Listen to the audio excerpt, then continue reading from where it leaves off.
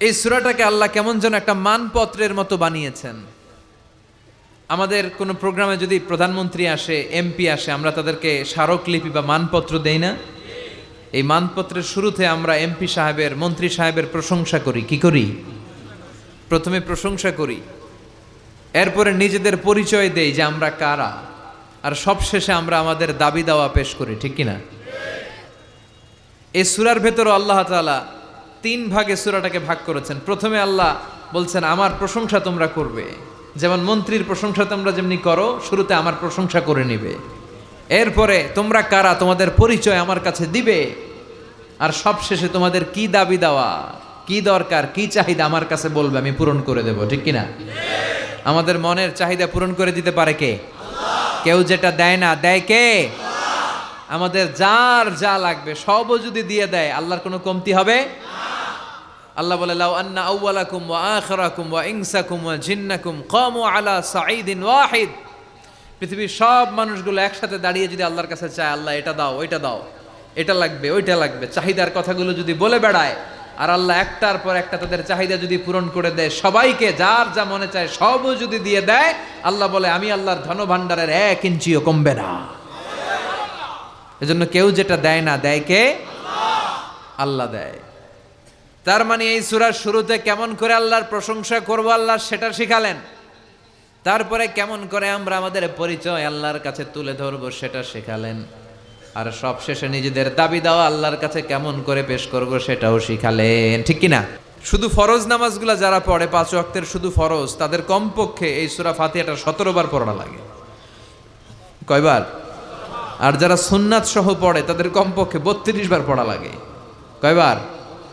32 বার। তাহলে যার বয়স 60 বা 70, ছোটবেলা থেকেই উনি যদি নামাজি লোক হয়, তাহলে উনি উনার জীবনে সূরা ফাতিহা কয় কোটি বার পড়ছে, ওনার হিসাব আছে? কথা বলেন। আমরাও জীবনে কত লক্ষ লক্ষ বার সূরা ফাতিহা নামাজে তেলাওয়াত করছি, কারো কোনো হিসাব জানা আছে? এত লক্ষ বার সূরা ফাতিহা পড়ার পরেও কোনোদিন কি মনে হয়েছে যে সূরাটা পুরান লাগে? হ্যাঁ, এজন্য রাব্বুল আলামিন বলেন ওয়ালাকাদ আতাইনাকা সাবআম মিনাল মাসানি ওয়াল কুরআনাল আযীম। ও নবী, আমি আপনার নিত্য পাঠনীয় সপ্তবাক্য দিয়েছি, যে এই 7টা বাক্য প্রতিদিন নামাজে পড়তে হয়। আলহামদুলিল্লাহ পড়েন। পড়েন আউযু বিল্লাহি মিনাশ শাইতানির রাজীম। বিসমিল্লাহির রহমানির রহিম। আলহামদুলিল্লাহি রাব্বিল আলামিন। আর রহমানির রহিম। মালিকি ইয়াউমিদ্দিন। পড়েন আল্লাহু আকবার। আল্লাহ শুরু করলেন কেমন করে আমরা আল্লাহর প্রশংসা করব। আল্লাহ বললেন এভাবে কর, প্রত্যেক নামাজের শুরুতে বল আলহামদুলিল্লাহি রাব্বিল আলামিন। সকল প্রশংসার মালিক, এই দুনিয়ার বুকে যত ধরনের প্রশংসা হতে পারে সব প্রশংসার মালিক কে? হামদুন মানে প্রশংসা, হামদুন মানে প্রশংসা। আর হামদুনের সাথে যদি আলিফ লাম লাগানো হয় তাহলে অর্থ হয়ে যায় সকল প্রশংসা। আওয়াজ করে বলেন হামদুন মানে। আর যদি আলিফ লাম লাগায় দেন তাহলে অর্থ হয় সকল প্রশংসা। প্রশংসা যত ধরনের হতে পারে, যত ডিজাইনের হতে পারে, যত স্টাইলের হতে পারে, যত কিসিমের হতে পারে, সকল প্রশংসার মালিক কে? তার মানে প্রশংসা হয় সুন্দরের, আর আল্লাহর চাইতে সুন্দর মহাবিশ্বে কেউ নাই। এজন্য সকল প্রশংসার মালিক কে? বিষ্ণু বলেন ইদা মুদিহাল ফাসিক গাদিবার রব ওয়াহতাজ্জা লাহুল আরশ। কোন ফাসিকের প্রশংসা করো না, কারণ ফাসিকের প্রশংসা করলে আল্লাহর আরশ কেঁপে যায়, আল্লাহ রাগান্বিত হয়ে যায়। চিল্লায় এখন ঠিক কিনা? কিন্তু আমাদের সমাজে ফাসিকের প্রশংসা আছে না নাই? ফাসিকের প্রশংসা না করলে চাকরি থাকে না, এরকম আছে না নাই? মসজিদের সভাপতি ঘুষ খায়, সুদ খায়, আছে না নাই? কিন্তু ইমাম সাহেব যদি প্রশংসা না করে, ইমাম সাহেবের চাকরি নাই। চিল্লায় এখন ঠিক কিনা? সমাজপতি, সমাজের নেতা, এদের প্রশংসা করা লাগে। ভালো হইলেও প্রশংসা করা লাগে, খারাপ হইলেও প্রশংসা করা লাগে। কিন্তু বিশ্বনবী বললেন কেউ যদি ফাসিক হয় খবরদার, তার কোনো প্রশংসা করা যাবে না। চিৎকার করে বলেন ঠিক কিনা? এজন্য আল্লাহ বললেন আলহামদুলিল্লাহি রাব্বিল আলামিন, সকল প্রশংসার মালিক হলাম আমি। এই দুনিয়ার বুকে যত ধরনের প্রশংসা হতে পারে, প্রশংসার মালিক কে? আল্লাহর সবচেয়ে বেশি প্রশংসা করেছে কে? বিশ্বনবী মুহাম্মদ সাল্লাল্লাহু আলাইহি ওয়াসাল্লাম। এজন্য ওনার নামের ভেতরেও প্রশংসার শব্দ আছে না নাই? আলহামদু এসেছে হা মিম দাল থেকে। বিশ্বনবীর নামের ভেতরে এই হা মিম দাল আছে না নাই? বিশ্বনবীর সবচেয়ে বিখ্যাত নাম হচ্ছে মুহাম্মদ। বিখ্যাত নামটা কি? এর ভেতরে হা মিম দাল আছে না নাই? এরপরে সবচেয়ে বিখ্যাত যে নামটা বিশ্বনবী সেটা হচ্ছে আহমদ। আহমদের ভেতরে হা মিম দাল আছে না নাই? আবার বিশ্বনবী কিয়ামতের দিন জান্নাতীদেরকে নিয়ে যখন জান্নাতের দিকে ছুটে যাবেন, তখন বিশ্বনবীর হাতে একটা পতাকা শোভা পাবে।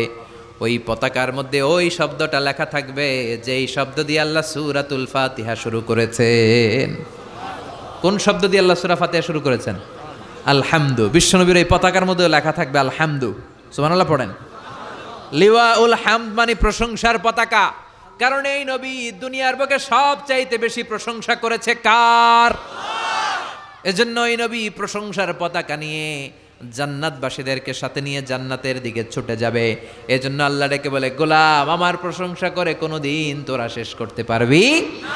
ওয়া ইন তাউদ্দু নি'মাতাল্লাহি লা তুহসুহা ইন্নাল ইনসানা লাযালুমুন কাফফার। আল্লাহ বলে, আমি আল্লাহর দেয়া নেয়ামতগুলো যদি হাত দিয়ে গুনতে শুরু করে দাও, তোমার গুনতে গুনতে জীবন শেষ হয়ে যাবে, হায়াত ফুরিয়ে যাবে, আমার নেয়ামত গুনে শেষ করা যাবে না। কি উপমা দিলেন আল্লাহ! পৃথিবীর সব সাগরের জল যদি কালি হয়ে যায়, আর পৃথিবীর সব গাছগুলো যদি কলম হয়ে যায়, সাগরের জল নামক কালি দিয়ে গাছের কলম খাতা, গাছের কলম দিয়ে ওই পাতার উপর যদি আল্লাহর প্রশংসা লিখতে শুরু করে দাও, সাগরের জলগুলো শেষ হয়ে যাবে, গাছের পাতার গাছগুলো ফুরিয়ে যাবে, কিন্তু আল্লাহর প্রশংসা করে করে শেষ করা যাবে না। আল্লাহর প্রশংসা করে কোনোদিন শেষ করা যাবে? এজন্য সবসময় প্রশংসা করতে হবে কার? কম কম না বেশি বেশি? এজন্য আল্লাহ বললেন আলহামদুলিল্লাহি রাব্বিল আলামিন, সকল প্রশংসা লিল্লাহ, আল্লাহর জন্য। কার জন্য? আল্লাহর নামটা ভাল লাগে? হ্যাঁ, কি সুন্দর একটা নাম আল্লাহ নিজের জন্য বানালেন। আলিফ লাম লাম হা, আলিফ লাম লাম হা, আল্লাহ। ডাক দিলে হৃদয়টা ভরে যায়, ঠিক কিনা? আল্লাহর একটা ডাক দেন, বলেন আল্লাহ, আবারও পড়েন আল্লাহ, আবারও পড়েন আল্লাহ। এজন্য আল্লাহ বললেন আলহামদুলিল্লাহ, সকল প্রশংসার মালিক হলো একমাত্র আল্লাহ। আমরা বললাম আল্লাহ, আপনি আবার কেমন আল্লাহ? আল্লাহ বললেন রব্বিল আলামিন, আমি হলাম গোটা বিশ্বের রব। রব্বিল আলামিন, গোটা বিশ্বের রব। যত জগৎ আছে সব জগৎ সমূহের রব। আল্লাহর একটা চমৎকার নাম হচ্ছে রব। আল্লাহর একটা চমৎকার নাম কি? কবরের প্রথম প্রশ্ন কি? তোমার রব কে? আমাদের রব কে? আবার আমরা যখন সালাতে রুকু করতে যাই আমরা কি বলি? সুবহানা রাব্বিয়াল, রবের নাম আছে না? এরপরে যখন সিজদায় যাই আমরা কি পড়ি? সুবহানা রাব্বিয়াল আ'লা। আবার বিশ্বনবী যখন আল্লাহর কাছে দোয়া করতেন, বিশ্বনবী রবের নামটা শুরুতে এনে দোয়া শুরু করতেন আর পড়তেন রব্বানা আতিনা ফিদ দুনিয়া হাসানাতাও ওয়া ফিল আখিরাতি হাসানাতাও ওয়া কিনা আযাবান নার। আবার তিনি পড়তেন রব্বানা যালামনা আনফুসানা ওয়া ইল্লাম তাগফির লানা ওয়া তারহামনা লানাকুনান্না মিনাল খাসিরিন। আলহামদুলিল্লাহ পড়েন। তার মানে আমাদের দোয়ার ভেতরে রবের নাম আছে না নাই? রব কাকে বলে? রব মানি বিধানদাতা, রব মানি আইনদাতা, রব মানি রিজিক দাতা, রব মানি হুকুমদাতা, রব মানি চাওয়ার আগে যিনি দিয়ে দিতে পারে তিনি। চিৎকার করে বলেন ঠিক কিনা? সহজ কথায় রব কি যদি বুঝতে চান এভাবে বুঝাবো যে যার যখন যেটা যতটুকু দরকার তাকে তখন সেটা ততটুকু ফরিয়াদ করার আগেই যিনি দিয়ে দেয় তার নাম রব। সুবহানাল্লাহ পড়েন। আমাদের যার যখন যেটা লাগে দেয় কে? দেখেন মায়ের পেটের ভেতরে যখন ছিলাম, মনে আছে ওই কথাগুলো? কার মনে আছে? মনে আছে? মায়ের পেটের ভেতরে যে কেউ 8 মাস, কেউ 9 মাস যে ছিলাম, কোন জগতে ছিলাম কিছু খেয়াল করতে পারি? স্মৃতির পাতা হাতড়াতে হাতড়াতে পেছনে গেলে কতদূর যেতে পারবেন আপনি? 2 বছর, 3 বছর, 1 বছরের ঘটনা কারো মনে আছে? হ্যাঁ, 3-4 বছরের আগে তো কি কি ঘটছে মনেই নাই, ঠিক কি না? কিন্তু তার আগে যে আপনি মায়ের পেটে ছিলেন, আপনারা খাবার দিল কে? আল্লাহর কাছে ফরিয়াদ করছিলেন, চাইছিলেন যে আল্লাহ মায়ের পেটের ভেতরে 3টা প্যাকেট দিয়ে আল্লাহ রেখেছে, ফি যুলুমাতিন সালাস, 3টা গোপনতম প্রকোষ্ঠ, এমন একটা টেম্পারেচার আল্লাহ রেখেছে যেটা আপনার স্বাস্থ্যের জন্য ভালো ছিল। ওই প্রকোষ্ঠের ভিতরে আপনার যতটুকু খাবারের দরকার ততটুকু খাবার, যতটুকু পানির দরকার ততটুকু পানি, যতটুকু অক্সিজেন দেওয়া দরকার ততটুকু অক্সিজেন সরবরাহ করেছে কে? আবার মায়ের পেট থেকে যখন বেরোলাম, আমাদের নাভির সাথে মায়ের জরায়ুর একটা কানেকশন থাকে, ওটা কেটে দেয়।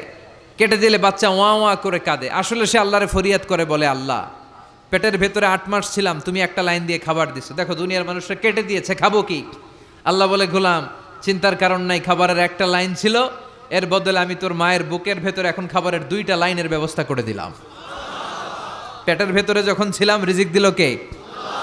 আবার দুনিয়াতে আসার সাথে সাথে মায়ের বুকের দুধ দিয়ে রিজিকের ব্যবস্থা করলো কে? যখন মায়ের বুকের দুধ আমরা খাইতাম, আমাদের দাঁত ছিল? কথা কন, দাঁত ছিল আপনাদের? দাঁত ছিল না। দুধ খেতে দাঁত লাগে না, পানি খেতে দাঁত লাগে না, তখন দুধ খেতাম, পানি খেতাম, সুজি খেতাম। বয়স যখন 2, 3, 4 বাড়তে শুরু করলো, তখন আমার শক্ত জিনিস খেতে হবে, গোশত খেতে হবে, মাছ খেতে হবে, হাড্ডি চিবোতে হবে। ঠিক তখন আমার দাঁতের দরকার আছে না নাই? ঠিক যখনই দাঁতের দরকার তখনই দাঁত দিল কে? নাকি আমরা অ্যাপ্লাই করছিলাম? অনলাইন রেজিস্ট্রেশন, যাদের দাঁত লাগবে দ্রুত অ্যাপ্লাই করেন, আসন সংখ্যা সীমিত। কি অ্যাপ্লাই করছিলাম? করি নাই। যখন দাঁত লাগে না দেয়ও নাই, যখন লাগছে তখন দিয়ে দিছে। তার নাম রব। চিল্লায় বলেন ঠিক কিনা? এত গেল মানুষের কথা। এবার আপনি গাছপালার দিকে তাকান। গাছপালাটা বেড়ে ওঠার জন্য যখন গাছপালার যেটা দরকার, গাছপালারে সব সরবরাহ করলো কে? প্রাণীকুলের মধ্যে খেয়াল করে দেখেন, একটা ছোট্ট প্রাণীর যেভাবে বেঁচে থাকা দরকার সব দিল কে? আপনারা ভাল্লুক দেখছেন, সিংহ দেখছেন, বাঘ দেখছেন? আমাদের এলাকার সিংহ বাঘের চামড়া এক ধরনের, স্ক্যান্ডিনেভিয়ান যে কান্ট্রিগুলো আছে ওগুলোর সিংহ বাঘ ভাল্লুকের চামড়া আরেক ধরনের। আমাদেরগুলা পাতলা, ওগুলা মোটা, কারণ ওগুলা শীত প্রধান দেশের বাঘ। আমাদের আরব বিশ্বে যে উটগুলো আছে এগুলোর চামড়া পাতলা, এগুলোর উপরে লোম নাই। কিন্তু স্ক্যান্ডিনেভিয়ান যে কান্ট্রিগুলো আছে, শীত প্রধান দেশ, ওই শীতের দেশেও আমি কিছু ভিডিওতে ওখানে কিছু উট দেখেছি, অদ্ভুত ধরনের উট, এগুলোর গায়ের মধ্যে অনেক বড় বড় লোম, দেখছেন আপনারা? কিন্তু আরব বিশ্বের কোন উটের গায়ের ভেতরে বড় বড় লোম দেখা যায়? কারণ বড় বড় লোম যদি আরব বিশ্বের উটের গায়ে দেয়, এরা গরমে বাঁচবে? কথা বলেন। আবার আরব বিশ্বের উটের গা যেরকম পাতলা, এরকম পাতলা করে যদি শীত প্রধান দেশের উট আল্লাহ বানায়, ওরা শীতে বাঁচবে? প্রাণীকুলের মধ্যেও যেই প্রাণীটাকে যেভাবে বানালে তার জন্য বাঁচতে, সারভাইভ করতে সুবিধা হবে, চাওয়ার আগে প্রাণীকুলের মধ্যে সেই জিনিসগুলো দিয়ে দিয়েছে কে? এজন্য আল্লাহ ডেকে বললেন, গোলাম আমি হলাম রব। এই দুনিয়ার বুকে কেউ তোদেরকে আইন দিবে না, বিধান দিবে না, আমি আইন দেব, বিধান দেব। সৃষ্টি আমার, আইন চলবেও আমার, জমিনটা আমার, আইন চলবেও আমার, ঠিক কি না? আল্লাহ বলেন, গোলাম প্রশংসা ওই আল্লাহর, যে আল্লাহ হলো গোটা জগতের রব। তিনি একটা জগতের রব নয়, তিনি হলেন রব্বিল আলামিন, ঠিক কি না? মনে রাখবেন, আলাম মানে একটা জগৎ, আলাম মানে কি? আর আলামিন মানে অনেকগুলো জগৎ, মাল্টি ডাইমেনশনাল ইউনিভার্সের মালিক তিনি। তিনি পৃথিবীর মালিক, তিনি প্রাণী জগতের মালিক, তিনি মৎস্য জগতের মালিক, তিনি সৌর জগতের মালিক, তিনি অদৃশ্য জগতের মালিক। সবগুলো জগতের মালিক কে? আমরা খালি চোখে অল্প কয়েকটা জগৎ দেখি, বিশাল বিশাল জগৎ তিনি উপরে তৈরি করে রেখেছেন। এটাকে বলে মহাকাশ জগৎ। কি বলে? আমরা খালি চোখে যা দেখি এটা কিন্তু আকাশ না, এটা মহাশূন্য। প্রথম আকাশের মহাশূন্য, তারপরে প্রথম আকাশ, এরপরে দ্বিতীয় আকাশের মহাশূন্য, তারপরে দ্বিতীয় আকাশ, তারপরে তৃতীয় আকাশের মহাশূন্য, তারপরে তৃতীয় আকাশ। একটার চেয়ে আরেকটারে বড় করে তৈরি করেছে কে? এই সবগুলো জগতের মালিক কে? এজন্য রাব্বুল আলামিন বলেন আলহামদুলিল্লাহি রাব্বিল আলামিন। কেমন করে আল্লাহর প্রশংসা করব বুঝতে পারছেন? এরপর আমরা বললাম আর রহমানির রহিম, আপনি দয়ালু, আপনি মেহেরবান। আল্লাহর চাইতে বেশি দয়ালু কেউ আছে নাকি? আমি আমারে যতটা বেশি ভালোবাসি তার চাইতেও আমারে বেশি ভালোবাসে কে? আমার বাবা মা আমারে যত বেশি ভালোবাসে তার চেয়ে আমারে বেশি ভালোবাসে কে? আমার স্ত্রী আমারে যত বেশি ভালোবাসে তার চাইতেও আমারে ভালোবাসে কে? আমার সন্তান আমারে যত ভালোবাসে তার চাইতেও আমারে বেশি ভালোবাসে কে? আল্লাহ তুমি দয়ার সাগর রহমানুর রহিম, তোমারে দয়ায় পূর্ণ আমার সারা নিশিদিন, তোমারে দয়ায় পূর্ণ আমার সারা নিশিদিন। ঠিক কিনা? প্রিয় ভাইয়েরা, খেয়াল রাখবেন, আমাদের রব হচ্ছে রহমান, তিনি হচ্ছেন রাহিম। চিল্লায় বলেন আল্লাহর নাম কি? আল্লাহর নাম কি? তিনি রহমান, তিনি রাহিম। তিনি যে কত দয়ালু, তিনি যে কত মেহেরবান, তিনি যে আমারে আপনারে আমাদেরকে কত ভালোবাসে আপনি কল্পনাও করতে পারবেন না। এজন্য নেভার লুজ হোপ, আশা হারানো যাবে না, ভরসা রাখতে হবে একজনের উপর। চিল্লায় বলেন তিনি কে? Every time you feel like you cannot go on, you feel so lost that you are so alone, don't despair and never lose hope, 'cause Allah is always by your side, inshallah, inshallah, inshallah, you will find your way, inshallah, inshallah, inshallah, you will find your way. Every time you feel like you cannot go on, you feel so lost that you are so alone, don't despair and never lose hope, 'cause Allah is always by your side, inshallah. পড়েন inshallah, inshallah, you will find your way. আলহামদুলিল্লাহ পড়েন। আল্লাহর উপর ভরসা লাগে? হ্যাঁ, আল্লাহর দয়ালু বলে মনে হয়? ইনশাআল্লাহ পড়বেন না? নেভার লুজ হোপ, আশা ছেড়ে দিও না। এটা কার কথা? আল্লাহর কথা থেকে নিয়ে না শীতটা বানানো। আয়াতটা হচ্ছে লা তাইআসু মির রাউহিল্লাহ, আল্লাহর রহমত থেকে নিরাশ হবা। মনে রাখবেন, আপনার পাপ, আপনার অন্যায়, আপনার গুনাহ, আপনার অপরাধ, আপনার জুলুম যত বড় হোক, আল্লাহর দয়া তার চেয়েও বড়। আপনার পাপ যত বিশাল হোক, তার রহমতের দরিয়া তার চাইতেও বিশাল। এজন্য আল্লাহ বললেন আমি রহমান আর রাহিম, আমি দয়ালু, আমি মেহেরবান। তারপরে আল্লাহ বললেন মালিকি ইয়াউমিদ্দিন, আমি হলাম বিচার দিবসের মালিক। কোন দিবসের? বিচার দিবসের মালিক। যে বিচার আমরা দুনিয়াতে পাই নাই, যেই বিচার দুনিয়াতে হয় নাই, ওই বিচার ওই দিন সংগঠিত করবে কে? সব বিচারের বড় বিচার সেদিন অনুষ্ঠিত হবে। চিল্লায় বলেন ঠিক কিনা? এই পৃথিবীতে এমন অনেক জুলুম অত্যাচার হয়েছে না, যেগুলোর বিচার পৃথিবীতে পাওয়া যায় নাই? কথা বলেন। এগুলোর বিচার যদি একটা সময়ে না হয়, তাহলে এটা কি আকলে ধরে? This worldly life it will B a joke. এটা একটা জোক হবে, একটা হাসি তামাশার কথা হবে, যে যে যার মতো জুলুম করবে, অত্যাচার করবে, এগুলোর কোনো বিচার নাই। আসলে এগুলোর বিচার আছে না নাই? কথা বলেন। মালিক ইয়াউমিদ্দিন, সেই বিচার দিবসের মালিক, যেদিন কেউ কাউরে পরিচয় দিতে চাইবে না, বন্ধু বন্ধুরে চিনবে না, ভাই ভাইরে চিনবে না, পীর সাহেব মুরিদরে চিনবে না, মুরিদ পীর সাহেবরে চিনবে না, নেতা কর্মীরে চিনবে না, কর্মী নেতারা চিনবে না, ইমাম সাহেব মুসল্লি চিনবে না, মুসল্লি ইমাম চিনবে না, কেউ কাউরে চিনবে না। ওই বিচার দিবসের মালিক হলেন একজন। চিল্লায় বলেন তিনি কে?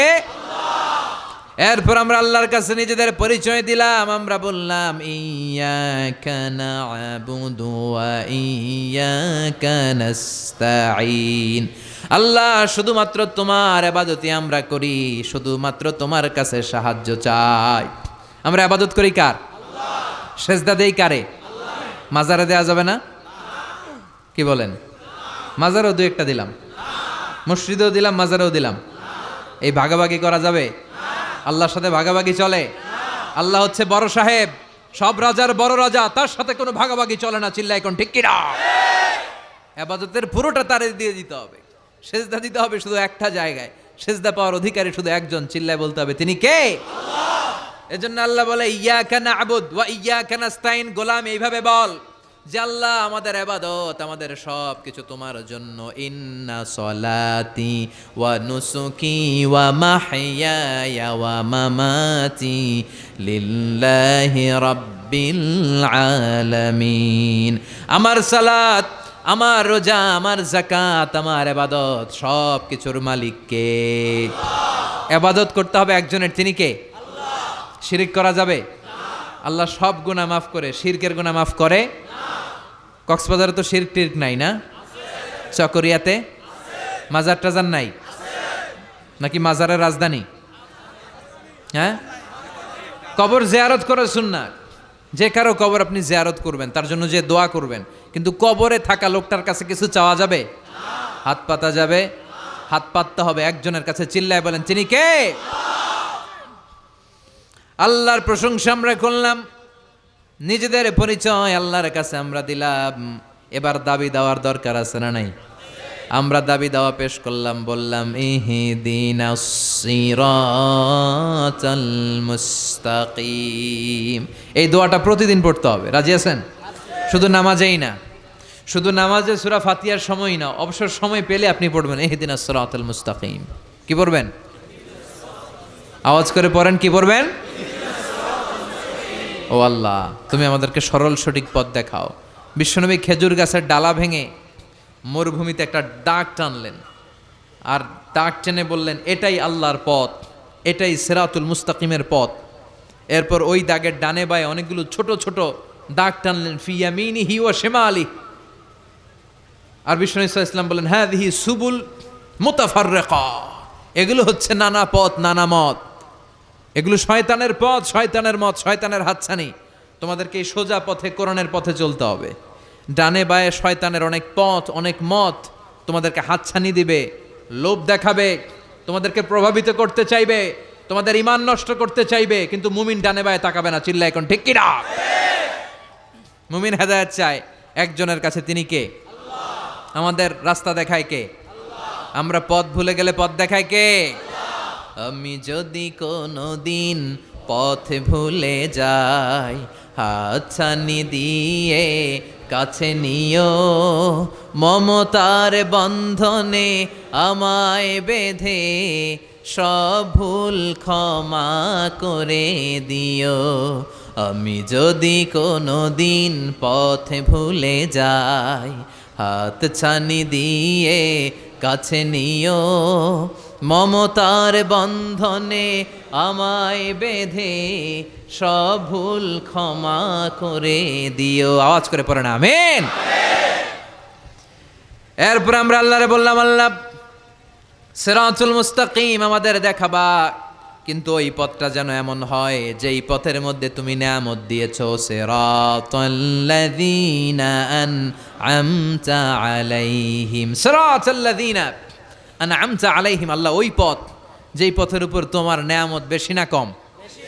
আল্লাহ কাদের পথে নিয়ামত বেশি দিয়েছে? নবীদের পথে, সিদ্দিকিনদের পথে, শুহাদাদের পথে, সলিহিনদের পথে। চিল্লায় বলেন ঠিক কিনা? তাহলে আমরা পথ গ্রহণ করলে এই চারটা পথ গ্রহণ করব, ঠিক কিনা? 1 নম্বরে নবীদের পথ, 2 নম্বরে সিদ্দিকিনদের পথ, 3 নম্বরে শুহাদাদের পথ, 4 নম্বরে আওয়াজ করে বলেন 1 নম্বরে নবীগিন, 2 নম্বরে সিদ্দিকিন, 3 নম্বরে শুহাদা, 4 নম্বরে সালিহিন। আওয়াজ করে সবাই বলেন 1 নম্বরে, আওয়াজ করে বলতে হবে 1 নম্বরে, 2 নম্বর, 3 নম্বর, 4 নম্বর, এই চারটা পথের চেয়ে শ্রেষ্ঠ পথ হতে পারে?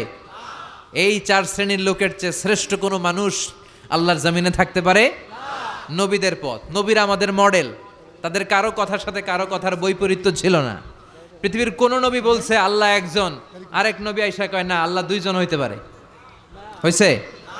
তার মানে তাদের কথায় মিল আছে না নাই? তাদের কাছে ওহী আসে একটা হেডকোয়ার্টার থেকে। চিল্লায় বলেন তো হেডকোয়ার্টারটা কার? তারা পৃথিবীর শ্রেষ্ঠ সন্তান। 2 নম্বরে সিদ্দিকিন। সিদ্দিকিন মানে সত্য প্রকাশে, সত্য গ্রহণে আপোষহীন, যাদের লিডার ছিল আবু বকর সিদ্দিক। ঠিক কিনা? ওনার চেয়ে শ্রেষ্ঠ মানুষ হয়? আমরা ওনার মতো হতে চাই কি চাই না? 3 নম্বরে সোহাদা, শহীদদের পথ, পৃথিবীর শ্রেষ্ঠ সন্তান। শ্রেষ্ঠ সন্তান, এজন্য শাহাদাতের তামান্না থাকার দরকার আছে না নাই? মরবো কয়বার? কথা কন। এজন্য আমরা আল্লাহর কাছে শাহাদাতের মৃত্যু চাই। আমাকে শহীদ করে সেই মিছিলে শামিল করে নিও। আওয়াজ করে পড়েন আমিন। সর্বশেষ হচ্ছে সালেহিনদের পথ, নেককারদের পথ। ঠিক কিনা? তাহলে 4টা পথ আমরা চাই, আর 2 শ্রেণীর রাস্তা থেকে আমরা নিজেদেরকে বাঁচাতে চাই। কয় শ্রেণী? সবাই বলেন।